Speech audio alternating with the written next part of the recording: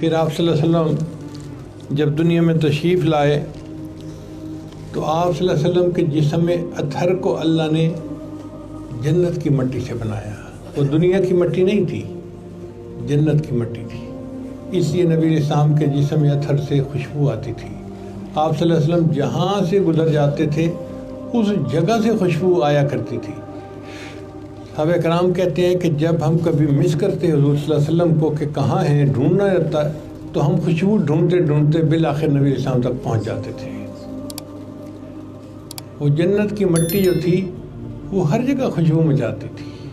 اور اللہ کی شان دیکھیے کہ بالآخر جنت کی مٹی مدفون بھی جنت کے ٹکڑے میں ہی ہوئی. نبی السلام نے فرمایا ما بین بیتی و ممبری روضۃ من ریاض الجنہ، میرے گھر اور ممبر کے درمیان جو ٹکڑا ہے وہ جنت کے ٹکڑوں میں سے ایک ٹکڑا ہے. کہتے ہیں نا کہ پہنچی وہیں پہ خاک جہاں کا خمیر تھا. تو جنت کی مٹی تھی، اللہ نے بالآخر اس کو جنت کے اندر ہی ملا دیا. تو دیکھو جسم اطہر سب سے بہترین